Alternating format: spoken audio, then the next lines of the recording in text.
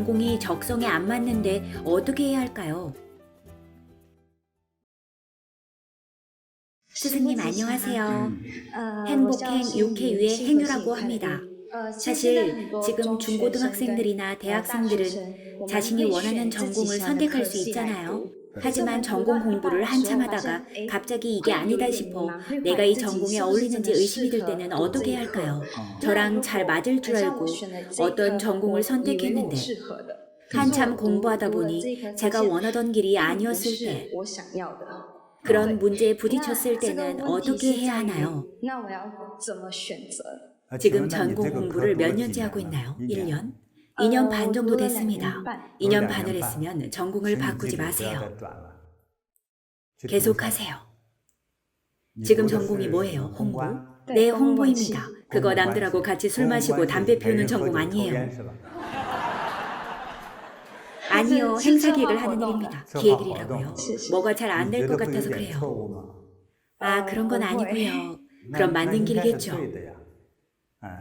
혹시 지금 전공을 다시 선택하려면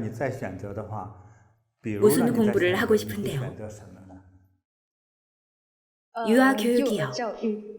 유아교육이요. 두 전공 간의 차이가 좀 크네요. 그런데 본인 특성으로 볼 때 지금 공부 중인 그 일이 아주 잘 어울려요. 사실 이런 인재들이 상당히 부족하거든요. 많이 없어요. 지금 말하는 홍보라는 것도 할 줄 알고 여기에 더해 기획일도 할 줄 안다면 일단 상대해야 할 부분이 언론과의 관계일 거예요. 기업가는 언론과 별로 끈끈한 관계가 없습니다. 뭘 좀 잘못해서 고소고발이 들어오면 기자들이 몰려와서 비판을 하니까요. 언론들의 진짜 안 좋은 행태 중 하나가 나쁜 일만 콕 집어서 보도를 한다는 점입니다. 누구네 집 며느리가 시어머니를 죽였다 하는 것들이 언론사 홈페이지 첫 화면을 장식하곤 하죠.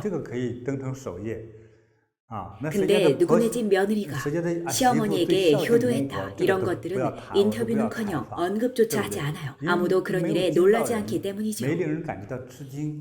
그러니까 언론들이 항상 자극적인 일들만 찾아다니는 거예요. 그래서 기업가들은 언론이나 정부 관련 부서들과 기본적으로 별로 끈끈하지가 않습니다. 아니면 회사와 회사 간에는 서로 소통을 하고 싶어도 중간에서 다리를 놔줄 사람이 없고요. 그래서 홍보라는 전공을 선택한 것만으로도 아주 잘한 일이라고 말씀드리고 싶습니다. 심지어 전시회 같은 것을 하나 기획하더라도 얼마나 많은 기업들이 자신을 홍보하고 싶어 합니까? 그러니 1대1로 서로를 이어주든 고객들 사이의 소통이나 홍보를 하는 역할을 맡든 모두 다 필요한 일입니다. 그리고 지금 배우는 전공은 다른 쪽으로 확장할 수 있는 여지도 굉장히 큽니다. 별다른 제약이 없으니까요. 계속 그것만 붙잡고 있지는 마세요. 시간을 내서 다른 것들을 배워봐도 괜찮습니다.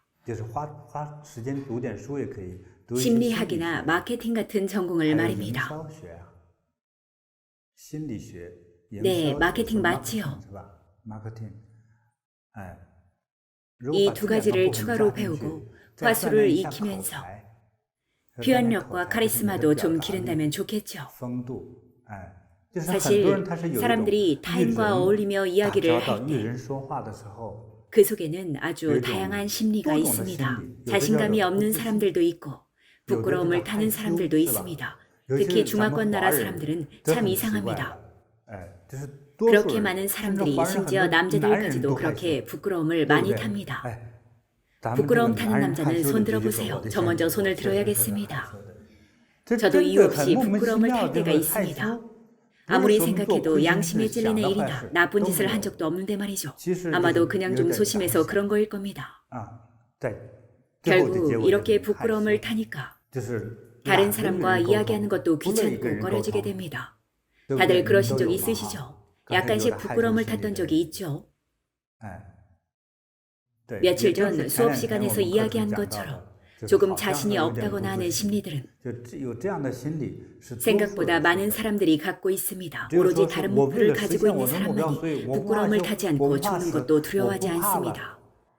그 사람에게는 다른 목표가 있어서인데 목표가 있으니 부끄러운 심리도 극복해내는 겁니다. 예를 들어 자기 자식을 먹여 살리기 위해서는 수치심 같은 것도 참아내죠. 그 사람이 갖고 있는 위대한 목표 하나하나가 그런 수치심을 극복하게 만드는 겁니다. 소위 체면이 깎이고 망신스러운 기분도 떨쳐내는 거죠. 꼭 해야만 하기 때문에 내 체면 따위는 신경 쓰지 않는 겁니다. 우리 아버지나 윗세대들은 가족을 먹여 살리기 위해 그다지 명예로워 보이지 않는 일들도 해내곤 했습니다.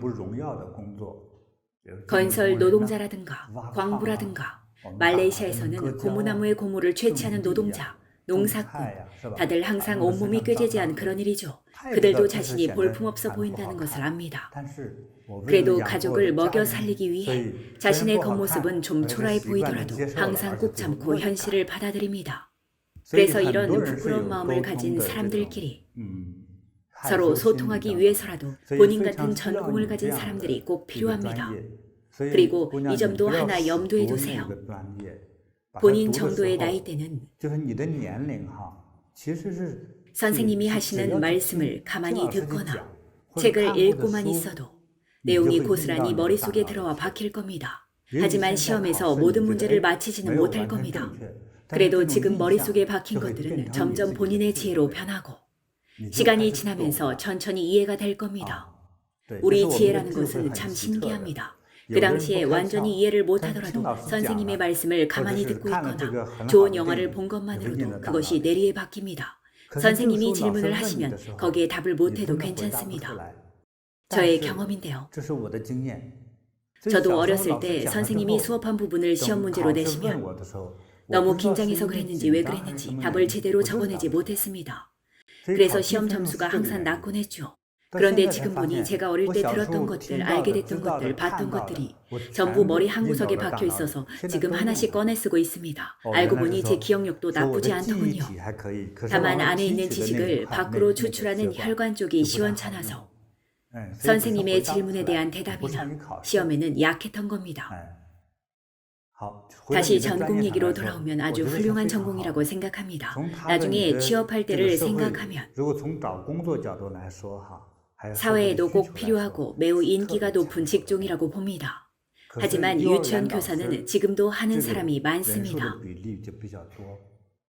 그러니 지금 전공에 애정을 갖는 것이 좋을 듯합니다. 또 본인은 잘 웃는 데다 얼굴도 예쁘장하니 꼭 이 공부를 계속해야 합니다.